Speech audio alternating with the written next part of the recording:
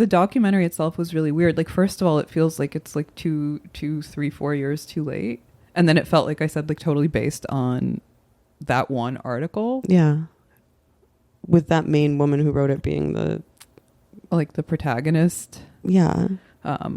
It's the story of a heroic man who triumphed over dumb and vicious cunts. Kate Taylor. Oh, I don't even know. I wrote it down. But yeah, Brandy, no one gives a shit. Like, no one gives a shit because Brandy has been able, through their brilliant branding strategies, to like cultivate so much mimetic desire. They say they affirm this over and over in the first person of the documentary. All the girls are like, I liked it because everyone else liked it, and like it signified something to wear it. I looked at the other girls who didn't have the star necklace, and I thought that there must be something horribly wrong with them.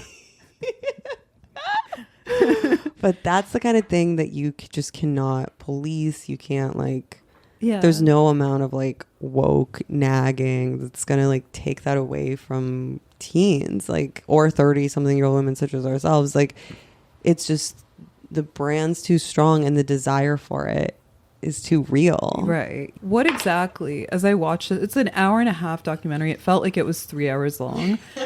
And I was like you, waiting for the smoking gun. Yeah. And it's like, there's no story. Okay, so they were shit posting in a group chat.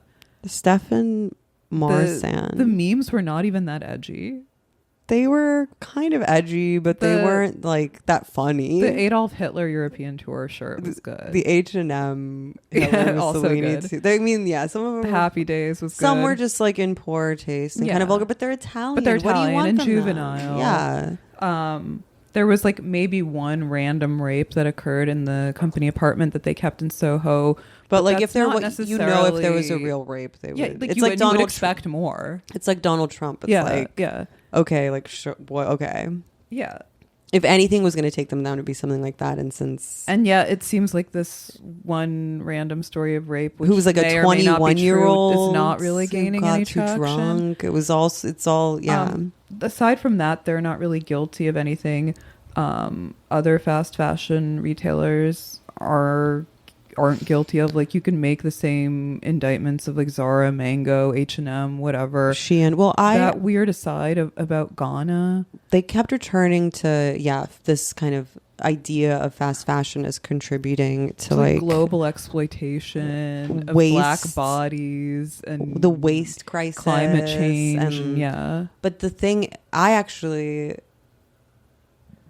don't have any evidence, but I think that Brandy, they really make it seem like these people in Ghana are carrying around old Brandy clothes. No, yeah, but they when don't. Actually, it's such a tenuous connection. Brandy, there is no connection. Completely. And Brandy actually, I think, has higher resale value than things like Zara or Mango, because because they have a cult following, because they kind of do the same thing in variations that then.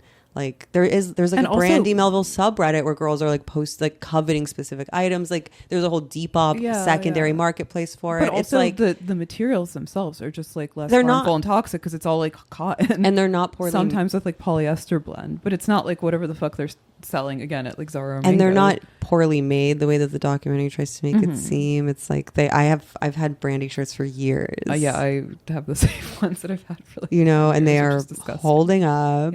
Yeah, they kind of like some of the panties like stretch out a little fast. Yeah, but those I guess are kind of disposable. But underwear isn't a thing that is fast that you can address with your fast fashion activism anyway. That Brandy is not even quite fast fashion in the traditional sense, because if you go into like your average Brandy store, they don't really move the product that quickly.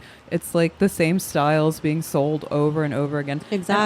And also, if they're not following trends and they're setting the trend based on stealing trends from young girls. All of that too was like, I was like, nothing is wrong with what they're doing. They're photographing their customers and employees and like tapping into what their desires are and then meeting those needs. Yeah, and it's like mutually flattering and beneficial, and I got my picture taken at a Brandy once.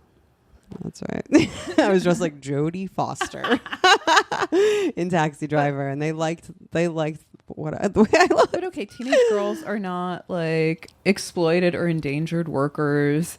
they usually have some time on their hands. They're like going to school. They don't need a job. They're just chilling. It's okay to like exploit them for their like they're having fashion they're sense obviously having fun and like youthful beauty. It's not the worst thing at the job. Yeah. At towards the end, like I think it's probably the insider woman.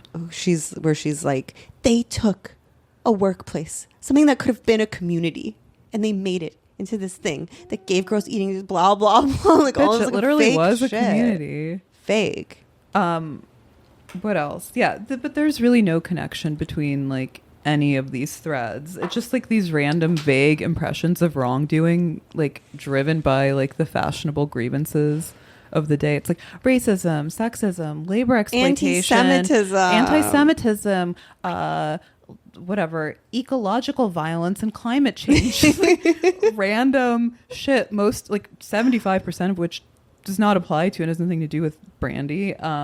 It's literally like the most woman documentary ever, like shuttling between like unconnected arbitrary grievances to try to weave together a picture of again like oppression and wrongdoing that literally doesn't exist. I think Dan Allegretto said this, like the new documentary format is just like women complaining. It's just like we have some women who have complaints. Like the Soho apartment rape, the group chat Hitler memes, fast fashion exploitation of black bodies, outsourced production, eating personally unfollowed on Instagram, eating disorders. Yeah, like the promotion of eating disorders. But then it emerges that what it's really all about is that they have this one size fits all or fits most thing going with their clothes, and then also an unofficial policy of hiring and firing people based on their looks, which is okay. Or that one girl got fired for being a communist. Yeah, I love that. Like, she's gonna destroy all our stores. I love that. That's my favorite part. Yeah, purging political dissidents. But, okay, it's like, it's not fair, it's not friendly, but like there's nothing wrong about starting a successful brand with a specific vision in mind. Immigrant success story. Yeah.